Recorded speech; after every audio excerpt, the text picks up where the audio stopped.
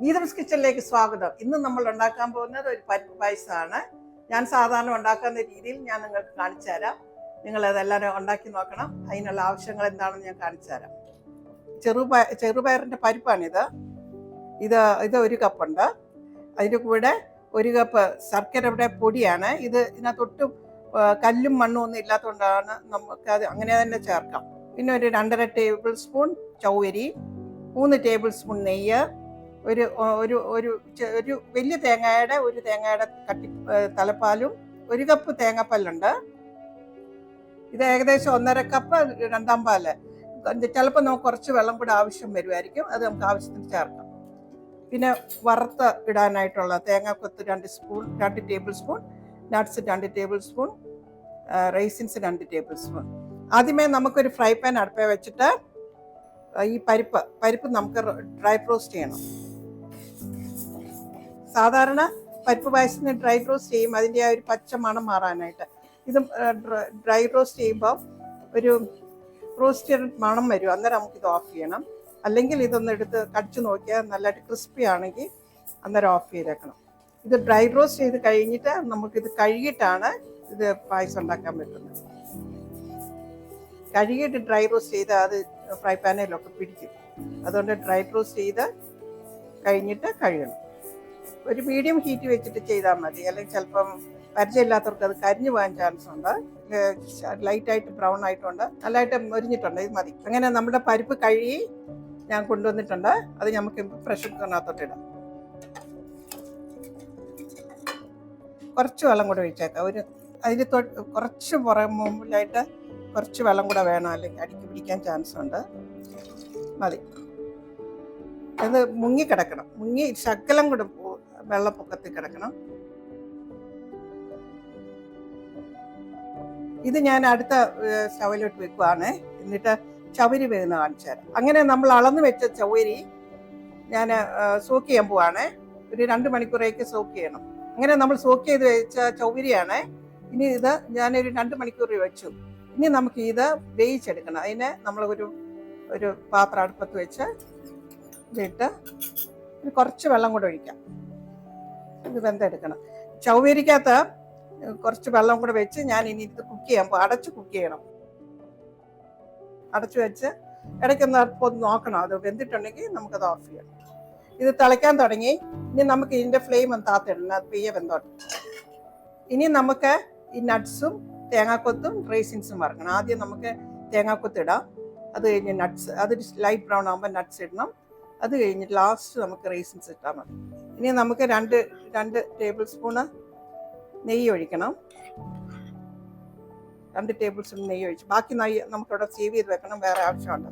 ഈ നെയ്യ് ഒരുമാതിരി ചൂടായിട്ടുണ്ട്. ഇനി നമുക്ക് തേങ്ങാക്കൊത്തിടാം.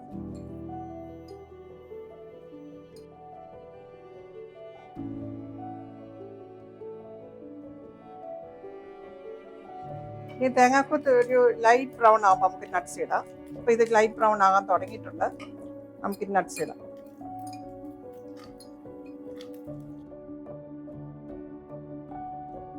തിരി താത്തിട്ട് ചെയ്യുന്നതായിരിക്കും നല്ലത്. അതെങ്കിൽ ചിലപ്പം പെട്ടെന്ന് ബ്രൗൺ ആവും. ഓക്കെ, ഇനി ഞാൻ റൈസിൻസ് അങ്ങ് ഇടുവാണേ. നമുക്ക് വറുത്ത് മാറ്റി വെക്കാം. ഇത് അവസാനം ചേർക്കേണ്ടതാണ്. പക്ഷെ ടൈം സേവ് ചെയ്യാൻ വേണ്ടി ഞാൻ വേഗം സ്റ്റെപ്സ് അനുസരിച്ച് നിങ്ങളെ ഹെൽപ്പ് ചെയ്യുക. ഇത് ഇങ്ങനെ തന്നെ ചെയ്താൽ നമുക്ക് വേഗം പായസം ഉണ്ടാക്കിയെടുക്കാം. ഇനി നമുക്കിത് മാറ്റാം. ഇത് നമ്മൾ ഫ്രൈ പാനിൽ നിന്ന് ഇങ്ങോട്ട് മാറ്റി. കാരണം ഫ്രൈ പാൻ ചൂടായതുകൊണ്ട് ഇനി ഇരുന്നാൽ ചിലപ്പോൾ അത് കൂടുതൽ ബ്രൗൺ. ഇത് കറക്റ്റായിട്ടുള്ള ഒരു കളറാണ്. അപ്പം നമ്മളത് മാറ്റി വേറെ പ്ലേറ്റ് വെച്ചാൽ മതി. അപ്പം ഇനി ഈ കളറിൽ തന്നെ ഇരുന്നുള്ളൂ. ഇത് ചവരി വെന്ത് വരുന്നുണ്ട്. കുറച്ച് നേരം ഇതിനകത്തോട്ട് ഇങ്ങനെ പിടിക്കുമ്പോഴില്ല, സീത്രൂ ആവും. അതപ്പോൾ തന്നെ കുക്ക്ഡായെന്ന് എൻ്റെ അർത്ഥം. ഇതിന് ഞാൻ ഓഫ് ചെയ്യുക. ചവരി ഇട്ടില്ലെങ്കിൽ നമുക്ക് പായസം ഉണ്ടാക്കാം. പക്ഷെ ഞാനിത് ഇടുന്നത് ഇത് പായസം കുടിക്കുമ്പോൾ ഒരു സോഫ്റ്റ് ബൈറ്റ് കിട്ടും. എനിക്ക് ഇഷ്ടമാണ്. നിങ്ങൾക്ക് ഇഷ്ടമില്ലെങ്കിൽ ചേർക്കണ്ട. പിന്നെ ഒരു കൊഴുപ്പും കിട്ടും. അങ്ങനെ പരിപ്പ് വെന്തോ നമുക്ക് നോക്കാം.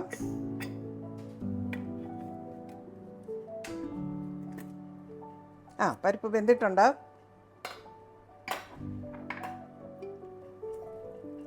നല്ലതായിട്ട് വെന്തിട്ടുണ്ട്. ഒത്തിരി ഇട്ട് ഉടയ്ക്കണ്ട. അതിനകത്തോട്ട് നമുക്ക് 1 കപ്പ് ശർക്കര അത് ഞാൻ ആഡ് ചെയ്യുക. അതിനകത്തോട്ട് നമുക്ക് കുറച്ച് വെള്ളം കൂടെ ഒഴിച്ച് 1 കപ്പ് വെള്ളം കാണും. ഇപ്പോൾ ഇത് ഒഴിച്ചു. ഇത്രയും പോരാ നമുക്ക്. ഇനി തേങ്ങാപ്പാലൊക്കെ ആഡ് ചെയ്യുമ്പോൾ കുറച്ചുകൂടി ലൂസായിക്കോളും.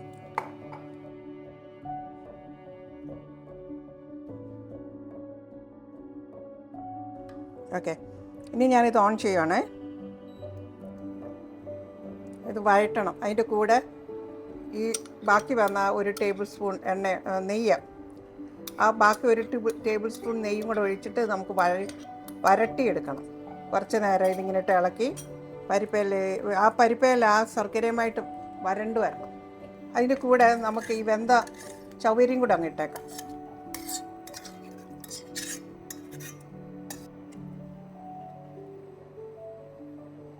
ആ ശർക്കരയ്ക്കകത്ത് ഉപ്പില്ലാഞ്ഞുകൊണ്ട് ഞാൻ കുറച്ച് ഉപ്പ് ഇടുക. ഇത് ഞാൻ നോക്കിയപ്പം കുറച്ച് മധുരത്തിൻ്റെ 1/2 കപ്പ് പൊടിയും കൂടെ ഞാൻ ഇടുവാണേ. നിങ്ങൾ നോക്കിയിട്ട് നിങ്ങൾക്കത് മതിയെങ്കിൽ അത് മതി. ഇവിടെ ഇച്ചിരി മധുരം കൂടുതൽ വേണ്ടിയ അതുകൊണ്ട് 1/2 കപ്പും കൂടെ ഇട്ടു. അപ്പോൾ ഇത് മതിയാവും. നല്ല കളറുള്ള ശർക്കര നോക്കി എടുത്താലേ പായസത്തിന് ഒരു നല്ല കളർ കിട്ടത്തുള്ളൂ. അത് നോക്കി വാങ്ങിക്കണം. നിങ്ങൾ ഉണ്ട ശർക്കരയാണ് വാങ്ങിക്കുന്നെങ്കിൽ അത് അത് ഉരുക്കി ഒരു കപ്പ് ഒഴിച്ച് നോക്കുക. എന്നിട്ട് പോരാങ്കിൽ കുറച്ചും കൂടെ ഇടണം. 1/2 കിലോ 400 ഗ്രാം ഉണ്ട ശർക്കര എടുത്ത് ഉരുക്കി വെച്ചേക്കുക. ആവശ്യത്തിന് ചേർക്കുക. നല്ലതായിട്ട് ഇളക്കിക്കൊണ്ടിരിക്കണം, അല്ലെങ്കിൽ അടുക്കി പിടിക്കാൻ ചാൻസ് ഉണ്ട്. ഇനി നമുക്ക് 2ാം പാല് ചേർക്കാം.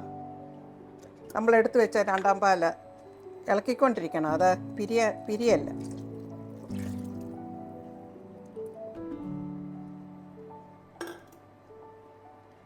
ഇത് ഇരിക്കുമ്പം കുറേ കൂടെ കുറുകും. അപ്പോൾ അതനുസരിച്ചുള്ള വെള്ളം ചേർത്താൽ മതി. ഇത് ഇളക്കി തിളച്ച് ഇച്ചിരി ഒന്ന് പറ്റുന്ന ഉടനെ 1ാം പാൽ ഒഴിക്കണം. ഇനി ഞാൻ 1ാം പാലും കൂടെ അങ്ങ് ഒഴിക്കുകയാണ്. എന്നിട്ട് നല്ലതായിട്ട് ഇളക്കണം.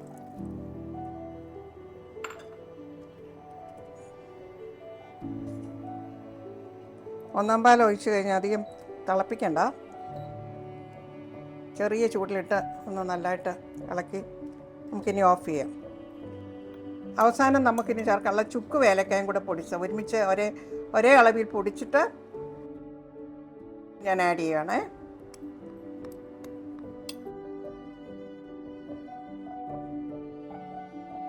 ഒരുമാതിരി ചൂട് പോകുന്നേരം വരെ ഇളക്കാം, അല്ലെങ്കിൽ പിരിയാതിരിക്കാൻ. ഇനി നമുക്കിത് പ്ലേറ്റ് ചെയ്യാം.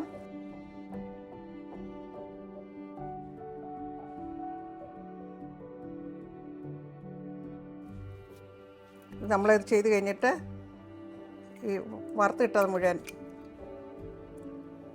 ഇതിനകത്തോട്ട് ഇടാം. അങ്ങനെ നമ്മുടെ പരിപ്പ് പായസം റെഡിയായി. എല്ലാവരും ട്രൈ ചെയ്ത് നോക്കണം. ഇത് വേഗത്തിൽ ഉണ്ടാക്കാൻ കുറേ ടിപ്സ് ഞാൻ പറഞ്ഞുതരാം. പായസം ഉണ്ടാക്കണം എന്ന് പറയുന്ന തലേദിവസം തന്നെ പരിപ്പൊക്കെ വറുത്ത് വെക്കുക. പിന്നെ നട്ട്സും തേങ്ങാക്കൊത്തും അതെല്ലാം വറുത്ത് വെക്കുക. സ്പൈസസ് പൊടിച്ച് വെക്കണം. അത്രയും ശർക്കര ഉരുക്കേണ്ടതാണെങ്കിൽ ഉരുക്കിയും വെക്കണം. പിന്നെ ഞാൻ പറഞ്ഞ പോലെ ശർക്കര നിങ്ങൾക്ക് കൂടുതൽ, ഞങ്ങളുടെ അളവിനനുസരിച്ചാണ് ഞാൻ ഇട്ടത്. നിങ്ങൾക്ക് കൂടുതൽ വേണമെങ്കിൽ കൂടുതൽ ശർക്കര ഇടണം. അത് 1/4 കിലോ പരിപ്പിന് 400 ഗ്രാം ശർക്കരയാണ് ചിലർ യൂസ് ചെയ്യുന്നത്. അത് മധുരം അനുസരിച്ച് നിങ്ങൾക്ക് കൂട്ടുകയോ കുറയ്ക്കുകയോ ചെയ്യാം. നമ്മളുടെ പായസം റെഡിയായി. എല്ലാവരും ട്രൈ ചെയ്ത് നോക്കണം. ഇനി നമ്മൾ കാണുന്നവരെ ദൈവം നിങ്ങളെല്ലാവരും അനുഗ്രഹിക്കട്ടെ. God bless you all.